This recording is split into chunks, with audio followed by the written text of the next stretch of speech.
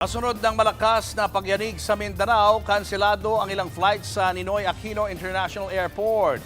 Live mula sa NAIA Terminal 3, nasa frontline ng balitang yan si Gerard de la Peña.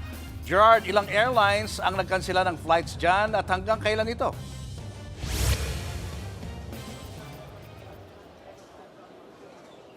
Julius, tama ka, nagkansela na nga ng mga flights ang Philippine Airlines at ang Cebu Pacific papunta at manggagaling dyan sa General Santos City. Ito nga ay matapos itong magnitude 7.8 na lindol na tumama dyan sa General Santos.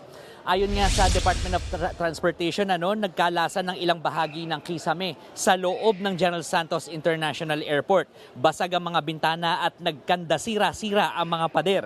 Sa ganyang estado ngayon sa paliparan, kaya hindi pa pwedeng gamitin ito. Ay sa Civil Aviation Authority of the Philippines o CAAP, kinakailangan pang suriin ang structural integrity ng paliparan para malaman kung ano pa ang mga dapat ayusin dito. Sa ibinabang notice to airmen ng CAAP, hindi pa magagamit ang Jensan Airport hanggang Huwebes, June 11. Pero ayon naman sa Department of Transportation, mukhang aabuti ng higit isang linggo bago magamit muli ang paliparan. Kanina ay ininspeksyon ng DOTR ang pinsalang tinamo ng airport. Tinitingnan na rin ng mga structural engineer ang passenger terminal building. Nabasag din daw kasi ang mga salamin sa control tower ng airport. Hindi pa raw magbabalik ang commercial operations ng airport hanggat hindi sila makakakuha ng certification na ligtas na itong gamitin. Pero target ng kagawaran na magkaroon ng partial operations sa susunod na linggo. Narito ang pahayag ni Acting Transportation Secretary Giovanni Lopez. We have to identify a certain portion of the PPP kung saan pwede kami we do a partial operations. So kausap din namin yung mga airlines kanina, ayusin namin. So in 1 week, baka may balik na namin yung commercial operations.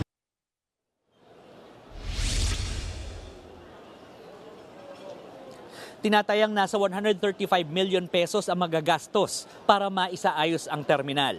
Papalitan daw ng tempered glass ang mga salamin para mas ligtas para sa mga pasahero. Sa 63 flight na kanselado ngayong araw, paalis man o papuntang Jensan, apektado rito ang higit 1,700 pasahero. Pinayuhan silang gumamit muna o gamitin muna ang Davao International Airport at ang Awang sa airport sa Cotabato.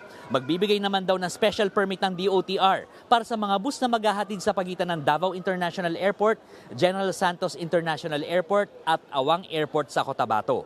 Inanunsyo rin ni DOTR Secretary Giovanni Lopez na bagamat hindi mo nagagamitin sa commercial operations ang Jensan, bukas naman ito para sa military, humanitarian, government at cargo flights. Para raw yan matiyak na makakarating sa probinsya ang mga tulong nila o ang mga tulong mula sa pamahalaan at iba pang sektor. Samantala, target balikan ng DOTR sa mga susunod na araw ang mga nasira ring pantalan sa General Santos City at Sarangani. Julius, alam mo kanina kinukwento sa atin ng mga personnel dito sa NAIA na kahapon talaga nagkaroon ng mga mahahabang pila sa mga opisina ng mga airline dito para nga makapagparebook sila o makapagre-route ng kanilang mga flight. Madali lang naman daw kasi pwede naman nilang gamitin yung Davao International Airport o yung Cotabato Airport. Yun nga lang, syempre magbubus ng konti. Pero libre naman daw ang pagpaparebook o pwede naman daw i-refund na lamang ito o pwede rin yung binayad dito sa mga ticket na ito ay ilagay na muna sa isang travel fund. At yan ang advice ng mga airline sa mga pasahero. Julius.